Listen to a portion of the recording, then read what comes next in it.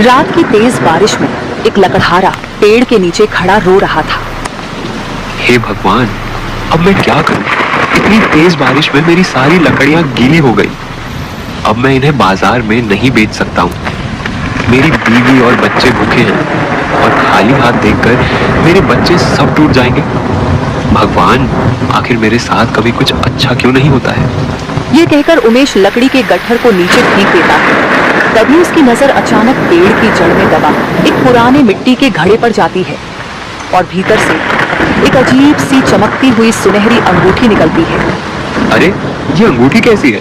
अजीब सी चमक है इसकी। इसे पहनकर देखता हूँ। फिर उमेश वो अंगूठी पहन लेता है और कहता है, दिखने में तो ये अंगूठी बहुत अनमोल लग रही है। चलो, अब इसे साहूकार को बेच देता हूँ। कुछ पैसे तो मिल जाएंगे जिससे मेरी बीवी और बच्चे भूखे ना रहें। फिर उमेश वो अंगूठी निकालने की कोशिश करता है, लेकिन अंगूठी नहीं निकलती है। ये क्या हो गया? जब पहनी थी तब तो ढीली थी और अब इतनी टाइट कैसे हो गई? मैं इसे निकालने की कोशिश कर रहा हूँ पर ये निकल ही नहीं रही है। तभी अंगूठी से हल्की रोशनी चमकती है और आवाज आती है, जो तू मांगेगा तुझे मिलेगा। ये कौन बोल रहा है? मेरे सामने आओ। डरो मत, मैं एक जादुई अंगूठी हूँ। मैं तुम्हारी कोई भी 4 इच्छाओं को पूरी कर सकती हूँ। मांग ले तेरी जो भी इच्छा हो। उमेश मन ही मन सोचने लगता है, अगर ये सच में जादुई अंगूठी है तो मैं इससे ढेर सारा धन मांग लेता। गरीबी में मरने से अच्छा है कि मैं अपने परिवार को सुकून और अच्छी जिंदगी दे सकूं। ठीक है, मैं अपनी ख्वाहिश मांगता हूँ। मुझे ढेर सारा धन चाहिए। कुछ ही देर में ढेर सारा धन उसके सामने आ जाता है। अरे, सच में ढेर सारा धन आ गया। अब तो मैं बहुत अमीर हो गया। जल्दी से यह सारा धन लेकर घर जाता हूँ। मेरी बीवी और बच्चे बहुत खुश होंगे। उमेश धन समेटकर घर की ओर चलता है, लेकिन दूर खड़ा एक चोर ये सब देख लेता है। अरे, ये तो एक लकड़हारा है और इसके पास इतना सारा धन कहाँ से आया? जल्दी जाकर ये खबर सरदार को दे देता हूँ। सरदार सुनते ही बहुत खुश हो जाएंगे। फिर वो भागकर अपने सरदार के पास जाता है।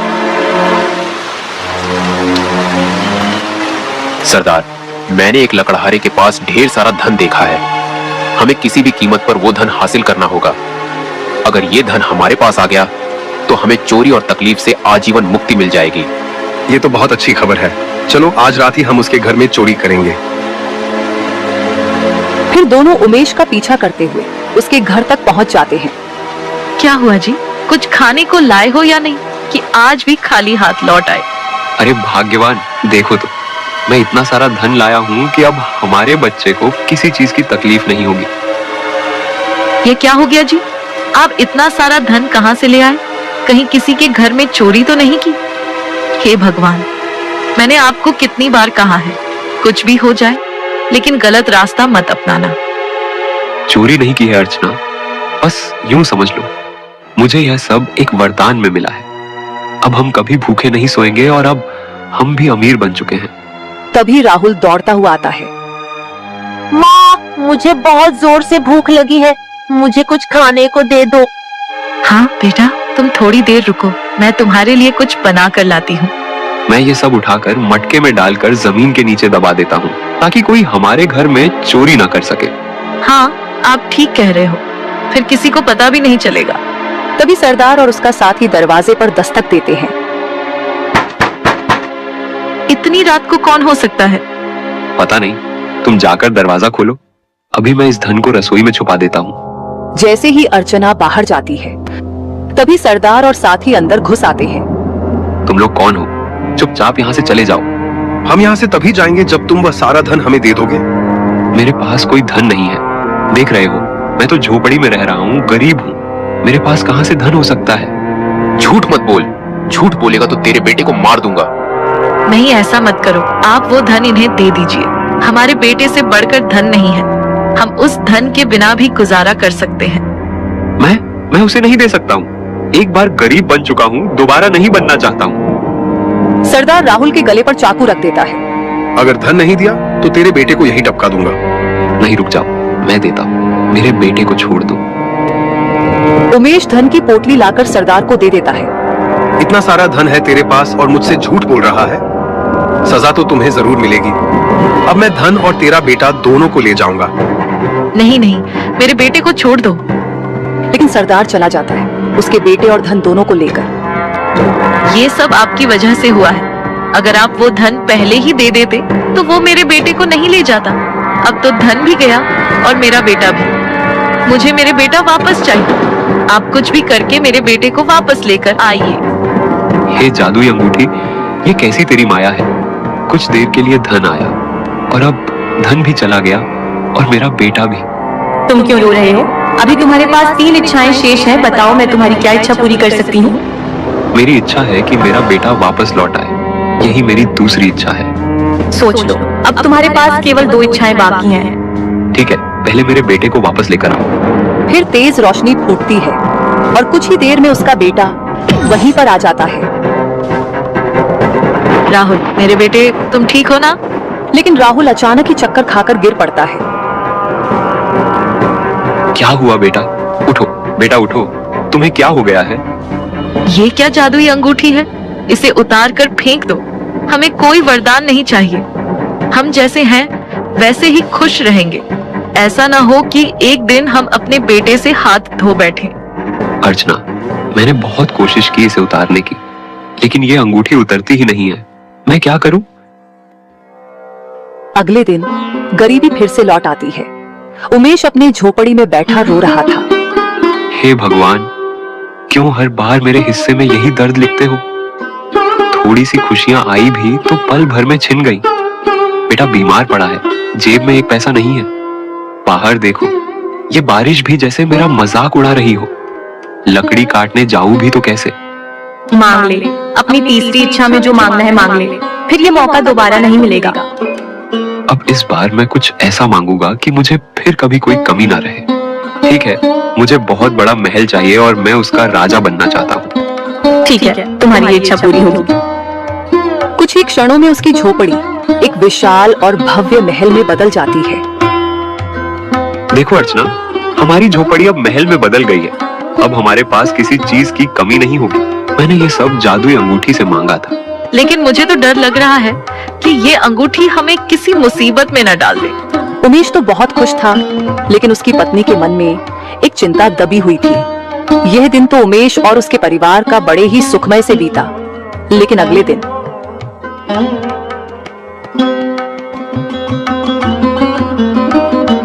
बाहर आओ उमेश, महाराज ने तुम्हें तुरंत महल में बुलाया है। महाराज ने हमें क्यों बुलाया है? तू रातों रात राजा कैसे बन गया और इतना बड़ा महल कैसे बना लिया? यह तो राजा के प्रति गद्दारी है, इसलिए महाराज ने तुम्हें बुलाया है। सैनिक उमेश को पकड़कर राजमहल ले जाता है। महाराज ये देखिए, यही उमेश है जिसके अपने गांव में रातों रात महल खड़ा हो गया। तुमने रातों रात अपना महल कैसे हमारे गांव में बना लिया, बताओ। महाराज, मेरे पास एक जादुई अंगूठी है, उसी की मदद से मैंने महल बनाया। तुम्हारी हिम्मत कैसे हुई एक लकड़हारा होकर राजा को मूर्ख बनाने की? महाराज, मैं सत्य कह रहा हूँ। मैं अपनी सच्चाई साबित कर सकता हूँ। मुझे एक मौका दीजिए। लेकिन राजा ने उसकी बात नहीं सुनी। सैनिकों, इस गद्दार को ले जाओ और कालकोठरी में बंद कर दो। साथ ही इसकी सारी धन दौलत को जब्त कर लो। आप ऐसा नहीं कर सकते महाराज। मैंने इतने कष्ट झेले और फिर ये महल बनाया। आप हमारे साथ ऐसा क्यों कर रहे हैं? लेकिन सैनिक उमेश को पकड़कर ले जाता है और काल कोठरी में बंद कर देता है। वही उमेश रोता रहता है। हे भगवान, ये मेरे साथ क्या हो रहा है? मैं हर बार कुछ मांगता हूँ और उसका उल्टा परिणाम होता है। अब मैं क्या करूँ? यही अंगूठी मेरी सारी मुसीबतों की जड़ है। मैं अपनी मेहनत से अपनी जिंदगी जीना चाहता हूँ। मुझे इस अंगूठी से आजाद कर दो। इतना कहकर उमेश उस अंगूठी को निकालने लगता है। क्यों नहीं निकल रही ये अंगूठी? मैं केवल अपनी ईमानदारी और मेहनत से जीना चाहता हूँ। मुझे क्यों सजा मिल रही है? जब तक तुम अपनी सभी इच्छाओं को नहीं मांग लेते तब तक तुम मुझे नहीं निकाल सकते हो। उमेश क्रोधित अवस्था में अंगूठी से बोला। मैं क्या मांगू तुमसे, बोलो। जितनी भी इच्छा मैंने तुमसे मांगी उसका उल्टा ही परिणाम मिला मुझे। आज तुम्हारी वजह से मैं इस कारागार में बंद हो गया हूँ। इसमें मेरा कोई दोष नहीं है। जैसी तुमने इच्छा मांगी थी मैंने पूरी की है, लेकिन ये तुम्हारा ही दुर्भाग्य है कि तुम्हारे भाग्य में सुख नहीं है। अब तुम्हारी केवल अंतिम इच्छा शेष है। अपनी अंतिम इच्छा मांगो। अब मैं तुमसे कोई इच्छा नहीं मांगूंगा। वहीं दूसरी तरफ राजमहल में मंत्री जी, अब मैं क्या करूं? कुछ समझ नहीं आता। हमारे राज्य के लोग भूख से तड़प रहे हैं। उनके चेहरे पर सिर्फ निराशा है। हमें ऐसा उपाय करना ही होगा जिससे उनके दुख हमेशा के लिए दूर हो जाए। महाराज, आप बिल्कुल सही कह रहे हैं, लेकिन हालात बहुत कठिन हैं। इस बार की भयंकर बारिश ने पूरे राज्य को तबाह कर दिया है। किसानों की सारी फसलें मिट्टी में मिल गईं, कई घर टूटकर गिर गए, लोग आश्रयहीन हो गए हैं। मैं जानता हूँ मंत्री जी, पर प्रश्न ये है कि हम उनके लिए कर भी क्या सकते हैं। राजकोष में जो धन बचा है वह सबकी पीड़ा दूर करने के लिए पर्याप्त नहीं है। महाराज, सत्य यही है कि कोष अब लगभग रिक्त हो चुका है। हम बहुत सारा धन प्रजा को दे चुके हैं, लेकिन भारी बारिश के कारण हमारे राज्य को बहुत हानि हुई है। बचा खुचा धन से सबकी भरपाई संभव नहीं है। तो फिर एक ही उपाय है, राजगुरु को बुलाओ। ऐसे कठिन समय में हमें उनके मार्गदर्शन की आवश्यकता है। राजगुरु, हमारे राज्य पर आए संकट का कोई समाधान बताइए। हमें ऐसा उपाय चाहिए जिससे प्रजा सुखी और सुरक्षित रह सके। महाराज, यह संकट सामान्य उपायों से नहीं टल सकता। इसका अंत तभी होगा जब एक विशेष व्यक्ति आपकी सहायता करे। विशेष व्यक्ति कौन है वह? वह यहीं आपके राज्य में है महाराज, परंतु दुर्भाग्यवश इस समय वह कालकोठरी की कैद में है। कालकोठरी में? पर वहाँ तो अनेकों कैदी बंद हैं। आखिर आप किसकी बात कर रहे हैं? मैं उन सब की नहीं, केवल एक की बात कर रहा हूँ, उमेश की। वह कोई साधारण मनुष्य नहीं है महाराज। उसके पास अद्भुत शक्ति है, जो एक रहस्यमयी अंगूठी में कैद है। तो आप कह रहे हैं कि वह अकेला हमारे राज्य को इस संकट से निकाल सकता है? निस्संदेह महाराज, राज्य की रक्षा उसी के हाथों में है। उसे तुरंत यहाँ बुलवाइए। सैनिकों, जाओ और उमेश को तुरंत मेरे समक्ष ले आओ। कुछ ही देर में सैनिक उमेश को लेकर आते हैं। महाराज, मुझे यहाँ क्यों लाया गया है? मैंने कोई गलती नहीं की, मुझे छोड़ दीजिए, मुझे जाने दीजिए। घबराओ मत उमेश, हमें तुम्हारी मदद चाहिए। मैं आपकी भला क्या मदद कर सकता हूँ महाराज? तुम्हें पता ही है कि पूरा राज्य इस परेशानी में है। पानी ने सब कुछ डुबो दिया है, सबका घर डूब गया है। राजगुरु ने तुम्हारा ही नाम बताया है कि तुम ही इसे सही कर सकते हो। महाराज, इसमें मैं क्या कर सकता हूँ? उमेश, तुम्हारे पास वह जादुई अंगूठी है। इसी की मदद से तुमने पहले 3 बार वरदान मांगा, महल भी इसी से बनाया था। अब तुम इस अंगूठी से कहो कि हमारा राज्य खुशहाल और सुरक्षित हो जाए। महाराज, यही तो मेरी चिंता है। अब तक इस अंगूठी से मांगी हर इच्छा ने मुझे उलटा दुख ही दिया है। कहीं ऐसा न हो कि मैं कुछ और मांगूं और पूरा राज्य और गहरे संकट में पड़ जाए। उमेश, हम सबकी उम्मीदें तुम्हारे ऊपर हैं। तुम इस अंगूठी से कहकर तो देखो। ठीक है महाराज, मैं एक बार प्रयास करता हूँ। हे जादुई अंगूठी, मुझे तुमसे एक आखिरी वरदान चाहिए। कहो उमेश, तुम्हें क्या चाहिए? मैं अपने गांव वालों के लिए सुख, शांति और खुशहाल जीवन चाहता हूँ। अचानक अंगूठी से तेज रोशनी निकलती है और उसमें से एक विशाल नागिन प्रकट होती है। ये क्या हो रहा है उमेश? ये नागिन कहाँ से आ गई? डरिए मत महाराज, मैं कोई हानि नहीं पहुंचाऊंगी। मैं एक दिव्य नाग कन्या हूँ। सदियों पहले एक तपस्वी ने मेरे अहंकार और शक्ति के दुरुपयोग के कारण मुझे दंड दिया था और इस अंगूठी में कैद कर दिया था। तो इसका मतलब तुम ही वो शक्ति थी जो मेरी इच्छाएं पूरी करती रही। हाँ उमेश, मैंने तपस्वी से अपनी भूल की क्षमा मांगी। तपस्वी को मुझ पर दया आ गई और मुझे अंगूठी से मुक्त होने का उपाय बताया कि जब कोई ऐसा व्यक्ति जिसके भाग्य में सुख ना हो वो अंगूठी पहन ले, जिसके बाद मैं उसकी 4 इच्छाओं को पूरा कर दूं।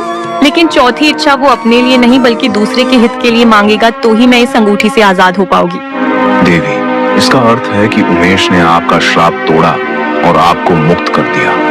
हाँ उमेश, तुम्हें अपने गांव को बचाने के लिए तुम्हें उस मटकी को ढूंढना होगा जिससे तुमने मुझे उठाया था। उस मटके की मिट्टी को लेकर तुम पूरे गांव में बांट दो। जब लोग उस मिट्टी को अपने खेतों में डालेंगे तो सबकी फसलें उग जाएंगी और जो खेत पानी से डूबे हैं वे हरे भरे हो जाएंगे। तुम्हारा धन्यवाद देवी, मैं ऐसा ही करूंगा। इतना कहकर नागिन तेज प्रकाश में विलीन हो जाती है। उमेश उस घने जंगल की ओर चल पड़ता है। थोड़ी देर चलने के बाद उमेश पेड़ के पास पहुंचता है और मटकी को देखता है।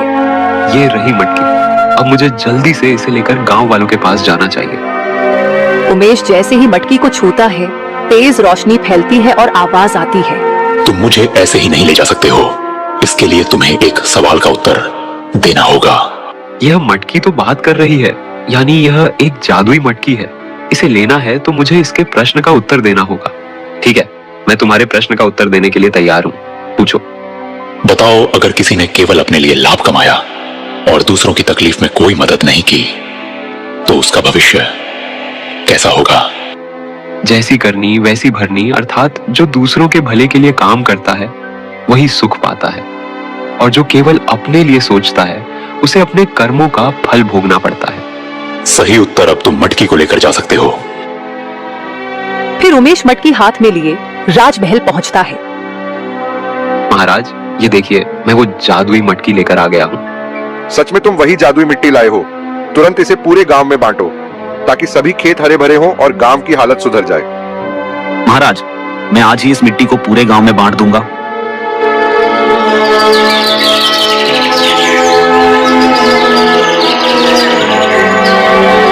उमेश, तुम्हारे कारण हमारे राज्य में पुनः सुख शांति लौट आई है। नहीं महाराज, मैंने कोई महान काम नहीं किया, मुझे बधाई मत दीजिए। जो किया वह सिर्फ मेरा फर्ज था। उमेश के कारण राज्य में सुख शांति आ जाती है और राजा ने उमेश की सारी धन संपत्ति जो राजा ने जब्त कर ली थी उसे लौटा दिया और उमेश अपने परिवार के साथ सुखी जीवन व्यतीत करने लगा।